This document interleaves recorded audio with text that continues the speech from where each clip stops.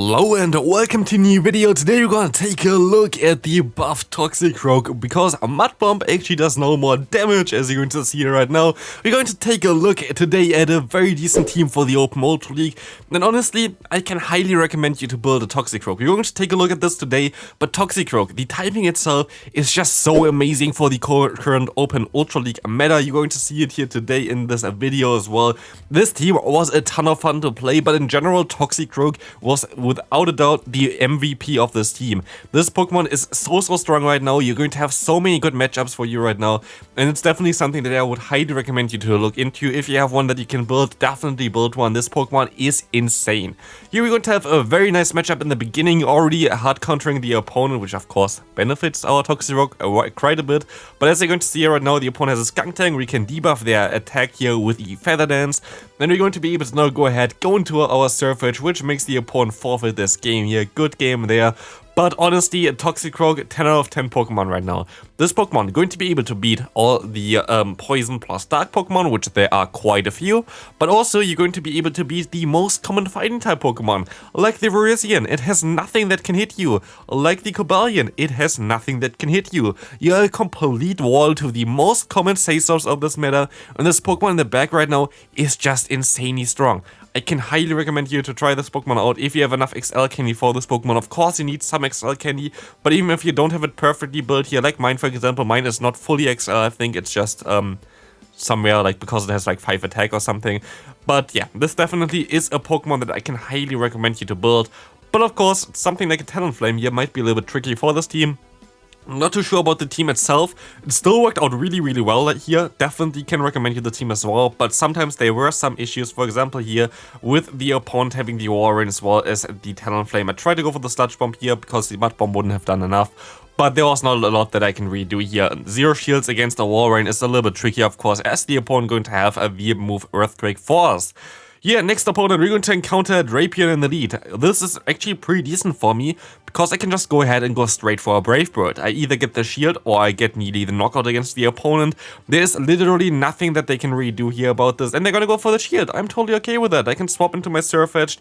Just going to shield up the next charge move just in case, and I love that Surf Edge has access to move Brave Bird here. As you're going to see right now, this is exactly why you use it as a Say-Swap. You have something in the lead that is going to be a Flying type, and you have Flying type coverage on your Say-Swap, and this is something that I always like to have on my teams. I always like to have something like a certain type in the lead which is really dominant, then a Say-Swap that isn't from that type but still has coverage of the type to bait out the potential answer, like the Pokemon that doesn't really want to encounter your Flying type, for example here, and still going to be able to punish them. And it works so well with this team. This team works out in general very well, so honestly, highly can recommend you this one. Here we're going to see now the matchup against Cresselia. There's only really one issue for me here, and this would be if they would run both Moonblast as well as the move Future Sight, because if that's the case, then I might be even able to knock me out here. Otherwise, I would get to Brave Bird here, still would survive a move. Of course, they're running Future Sight plus Moonblast, which I have never seen anybody really use because it doesn't really make too much sense. You really need Grass Knot for the Swamperts, for although especially Water and Ice type Pokemon, which are even more common right now. So interesting moveset from the opponent, but definitely served them pretty well here. So you're going to encounter now a Regirock against us. We're going to completely hardwall this Pokemon again, because this Pokemon runs the Rock type charge move of Stone Edge as well as Focus Burst, as we can see here. Both of them, thanks to our amazing typing, we will be able to resist, and we will be able to now go ahead and go for a Sludge Bomb against the opponent here, which now going to go back into that Drifblim, which we can still do some pretty decent damage actually against it. I thought it would do less, but now we can go back into the Pidgeot. They're going to go into the Sand Slash, and we can now retaliate with our Surf Edge here right now, which is going to be very nice. We can let this move go through. We're going to do double super effective damage with our counter here, and in comes now the Drifblim again, which is going to have to take some Leaf Blades here right now, which they of course going to shield up. It could be a Night Slash, of course, but as you're going to see right now, this Leaf Blade is coming through, going to do some pretty decent damage actually. Then I'm actually going to shield this move up as well, I think, because now I can go for another charge move. I can then swap out and then still have something to clear the debuff later on. but they're going to let this move go through, and actually I'm going to die from that move, which I didn't really expect, but doesn't really matter anyway, because Icy Wind is coming through here, gonna get the debuff, but I'm going to double debuff the opponent right now. Icy Wind is non-stab, Icy Wind is not doing enough damage to do anything against me here right now. There is no way in hell they need 3 at least for the Icy Wind, actually more, even like 4 Icy Winds to knock me out here right now. And we can even get to another Feather Dance here, which is going to be enough to knock out the opponent and win us this game here. Honestly, this team worked out so well. Next opponent, we're going to see the Registeel in the lead. And this is something that, of course, always can happen. There is some teams that are just completely going to hardwall you.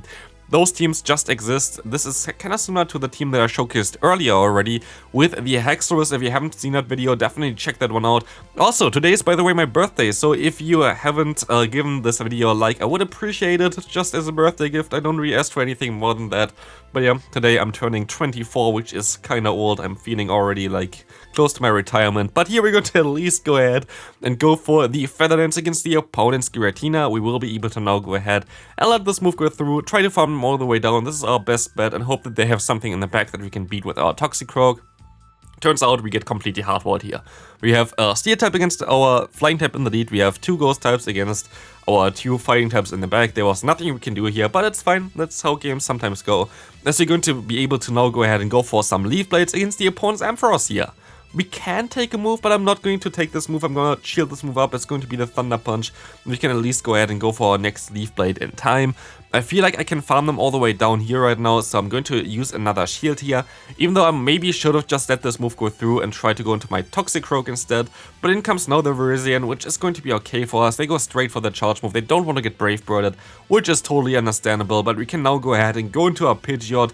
Try to get extra energy here for our end game as they go for the Sacred Sword right now.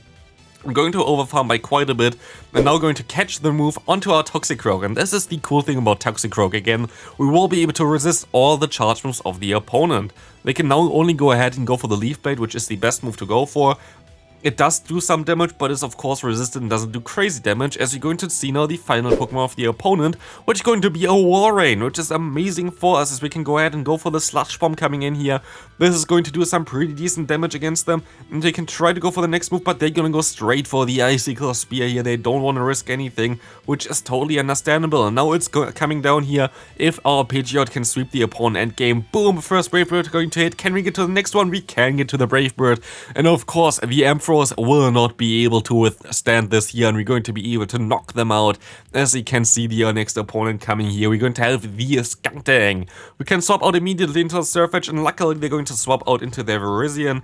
I can let this move go through here. This is totally okay for me. It's going to be the Sacred Sword, and we of course going to have now the Brave Bird, and Brave Bird is going to be very nice here, I think. Boom! Goodbye opponent. Goodbye Virizion, as we're going to be able to now go into our Toxicroak right now, which will be able to hardwall them, but I'm still going to use a shield just in case they have Flamethrower, which they do have here, and we can now go ahead and go for the Mud Bomb, as this is going to be able to now do a ton of damage, knock them out, and we're going to see the Cresselia in the back. This is going to be an interesting matchup, because they have Cresselia, which is usually something that can beat both of my Pokemon, but of course they are locked into this, and here is where the Pidgeot just comes in clutch. We will be able to just go ahead, go for the Feather Dance, and go for another one before they can even get to another charge move. And at this point of time, they are at -4 attack, and they cannot remove that.